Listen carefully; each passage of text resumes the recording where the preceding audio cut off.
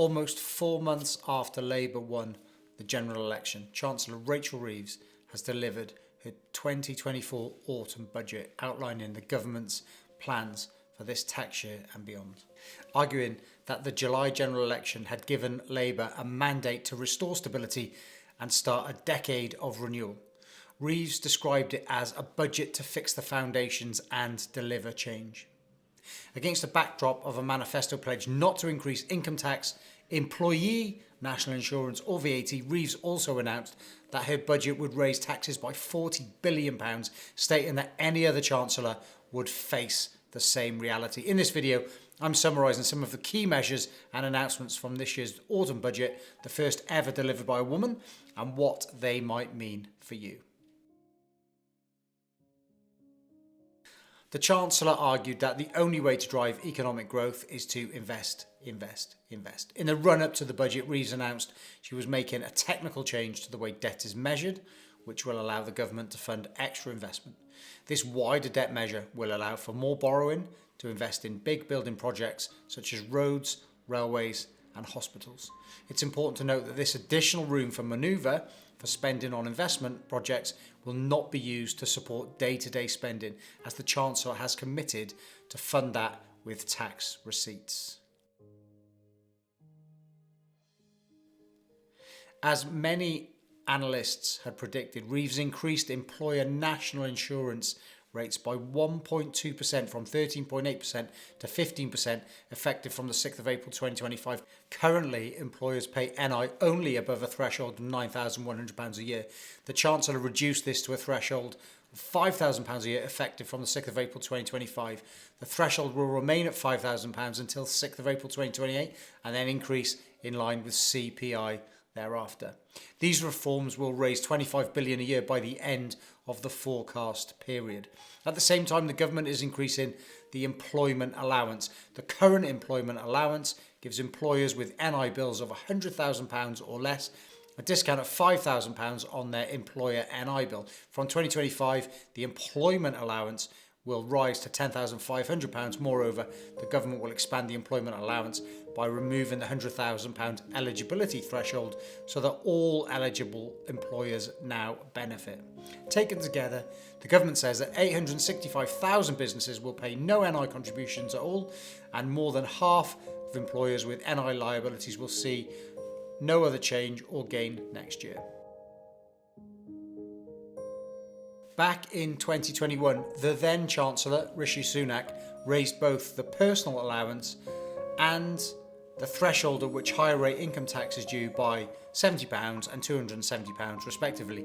Importantly, however, he also fixed these thresholds until 2026. Then, in 2022 autumn statement, Jeremy Hunt extended this freeze until 2028. Unexpectedly, Reeves decided against extending the freeze beyond 2028. From 2028-29, personal tax thresholds will be uprated in line with inflation once again. The Chancellor announced several changes to the capital gains tax regime. Firstly, as of the 30th of October, the main rates of CGT have increased.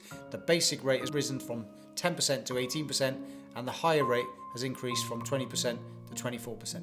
The government will maintain the lifetime limit for business asset disposal relief, formerly entrepreneurs relief, at £1 million.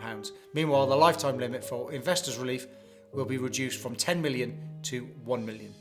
Both these rates will continue to pay CGT at 10% before rising to 14% on the 6th of April 2025 and 18% on the 6th of April 2026. These measures will raise £2.5 billion a year by the end of the forecast period. As expected, the Chancellor made key announcements that could affect estate planning. The freeze on IHT thresholds will be extended by an additional 2 years to 2030. The nil rate band and residence nil rate band will remain at £325,000 and £175,000 respectively. Reeves announced she was closing the loophole that gives pensions an exemption from IHT.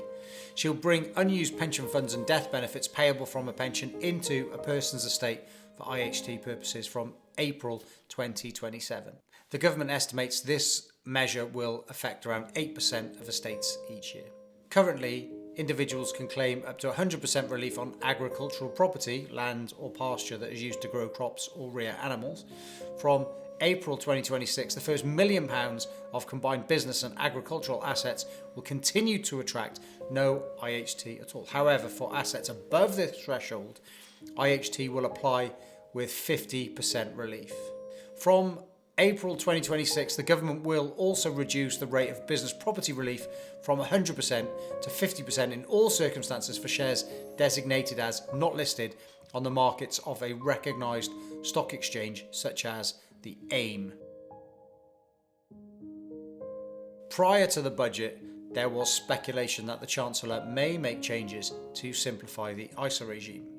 While these did not materialise, the budget did confirm that annual subscription limits will remain at £20,000 for ISAs, £4,000 for lifetime ISAs and £9,000 for junior ISAs and children trust funds until the 5th of April 2030. Additionally, the starting rate for savings will be retained at £5,000 for 25-26, allowing individuals with less than £17,570 of employment income to receive up to £5,000 of saving income tax free.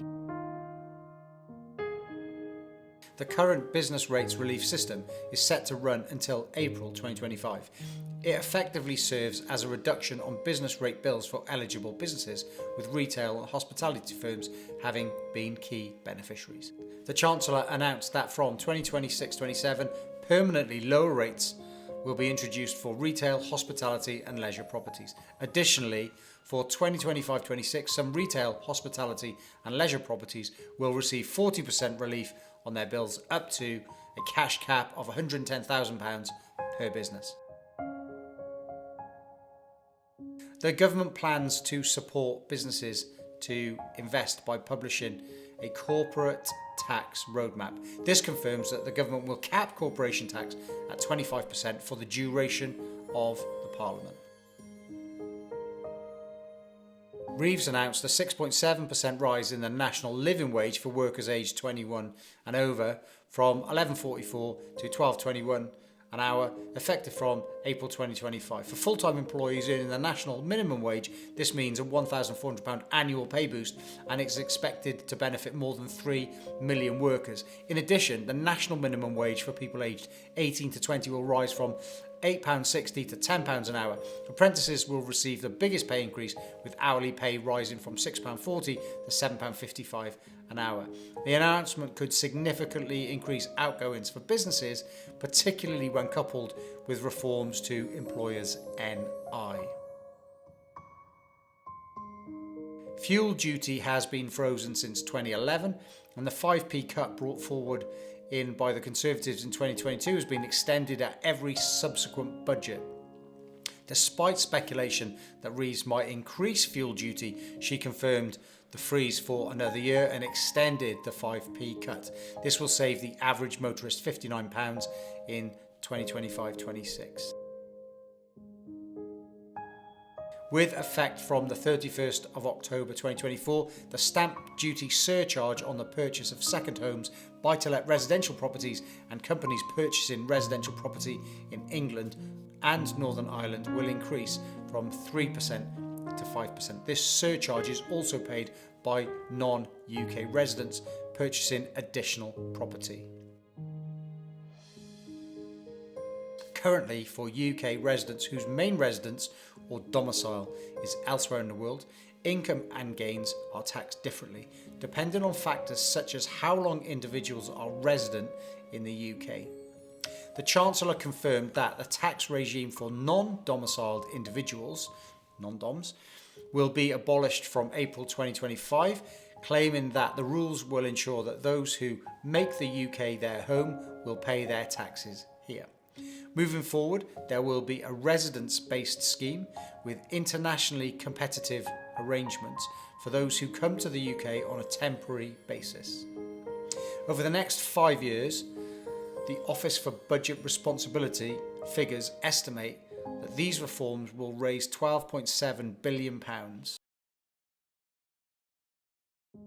As they had promised in their election manifesto, Labour announced that from the 1st of January 2025, VAT will apply to all education training and boarding services provided by private schools. Additionally, the Chancellor announced that she was removing business rate relief from private schools from April 2025. The £2 cap on bus fares introduced by the previous Conservative administration is due to end on the 31st of December 2024. Labour has announced that it will extend the cap for a further 12 months, but the cap will rise from £2 to £3. The Chancellor confirmed a reduction in the duty for draft alcohol, cutting duty on an average strength pint by a penny. Rates for non-draft products will increase in line with the Retail Prices Index from the 1st of February 2025. Furthermore, a new vaping duty will be introduced from the 1st of October 2026, standing at £2.20 per 10 millilitres of liquid. Meanwhile, there will be a one-off tobacco duty rise designed to maintain the incentive to choose refillable vaping over smoking. But before I finish with some great news for those of you already in receipt of your state pensions, just a reminder from me, we're looking to grow this channel so more people can find our content on YouTube. So it would be great if you could hit that like button and click subscribe so you don't miss out on our next video. The basic and new state pension will increase by 4.1% in 2025-26, in line with earnings growth, meaning that over 12 million pensioners will receive up to £470 a year more. So there you have it, a whistle-stop tour of Rachel Reeves' 2024 budget. Thanks for watching, and I'll see you in the next video.